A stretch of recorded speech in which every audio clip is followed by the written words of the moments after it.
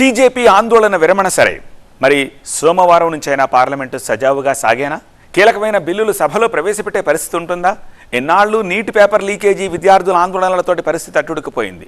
ఇప్పటికైతే అంతా ప్రశాంతంగానే ఉన్నప్పటికీ ప్రతిపక్షాలు మాత్రం ఈ ఇష్యూను ఇంతటితో వదిలిపెట్టేలా కనిపించట్లేదు. రాహుల్ గాంధీ తన లేఖలో సంధించిన ప్రశ్నలు, ఇటు ప్రభుత్వం తెస్తోన్న సరికొత్త బిల్లు మధ్య సోమవారం నుంచి సెషన్స్ ఎలా ఉంటాయన్నది కాస్త ఉత్కంఠగానే ఉంది.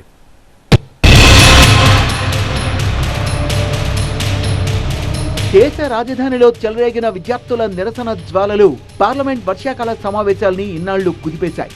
మంత్రి పదవికి ధర్మేంద్ర ప్రధాన్ రాజీనామా చేయడం, కాక్రోచ్ జనతా పార్టీ తన ఆందోళన విరమించుకోవడంతో సోమవారం నుంచి పార్లమెంట్ సమావేశాలు సజావుగా సాగుతాయని ఆశిస్తోంది కేంద్రం. కానీ ఇంతలోనే లోక్సభ ప్రతిపక్ష నేత రాహుల్ గాంధీ లేఖాస్త్రాన్ని సంధించారు. విద్యార్థులపై పోలీసులు ప్రయోగించిన పెలెట్ గన్లు, సాదా దుస్తుల్లో వచ్చి లాఠీలతో విరుచుకుపడ్డ వ్యక్తుల తీరుపై కేంద్ర హోంమంత్రి అమిత్ షాకు రాసిన లేఖలో సూటిగా ప్రశ్నించారు రాహుల్ గాంధీ. ప్రాణాంతక ఆయుధాల్ని ప్రయోగించడానికి ఎవరు అనుమతించారు అంటూ పలు ప్రశ్నల్ని సంధించారు. సో ఈ లేఖ చూస్తుంటే సోమవారం నాటి సెషన్స్ లో కూడా ఇదే టాపిక్ ఉండొచ్చని తెలుస్తోంది. ఇదే సమయంలో యువత భవిష్యత్తుతో చెలగాటమాడే పేపర్ లీక్ మాఫియా భరతం పట్టేందుకు కేంద్ర ప్రభుత్వం అత్యంత కీలకమైన అడుగు వేస్తోంది. సోమవారం నాడు లోక్సభ ముందుకు పబ్లిక్ పరీక్షల అక్రమాల నిరోధక సవరణ బిల్లు 2026 రాబోతోంది. గత చట్టానికి మెరుగులు దిద్దుతూ తెస్తున్న ఈ సవరణ బిల్లు నిబంధనలు అత్యంత కఠినంగా ఉన్నాయి. UPSC, SSC, railways, banking, recruitment పరీక్షలతో పాటు నేషనల్ టెస్టింగ్ ఏజెన్సీ నిర్వహించే నీట్, జేఈఈ, క్యూసెట్ వంటి అన్ని కంప్యూటర్ ఆధారిత ప్రవేశ పరీక్షలకు ఇది వర్తిస్తుంది. ప్రశ్నపత్రాలు లేదా ఆన్సర్ కీలు లీక్ చేయడం, పరీక్షా కేంద్రాల్లో ఇతరులకు అనధికారికంగా సహాయం చేయడం, ఓఎంఆర్ షీట్లతో ట్యాంపరింగ్ చేయడం, నకిలీ వెబ్సైట్లు లేదా అడ్మిట్ కార్డుల్ని సృష్టించడం వంటి 15 రకాల చర్యల్ని అక్రమాలుగా ఈ చట్టం పరిధిలోకి తెస్తున్నారు.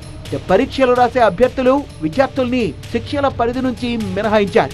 కేవలం వ్యవస్థీకృత ముఠాలు, అసాంఘిక శక్తులు, నిబంధనల్ని ఉల్లంఘించే సంస్థలకే ఈ చట్టం వర్తిస్తుంది. కాపీయింగ్, ప్రాక్సీ అభ్యర్థుల ద్వారా పరీక్షలు రాయించడం వంటి అక్రమాలకు పాల్పడితే ఇప్పటి వరకు 5 ఏళ్ల వరకు జైలు శిక్ష విధించేవాళ్లు ఇకపై 10 ఏళ్ల వరకు జైలు శిక్ష విధిస్తారు. దీంతో పాటు 50 లక్షల వరకు జరిమానా ఉంటుంది.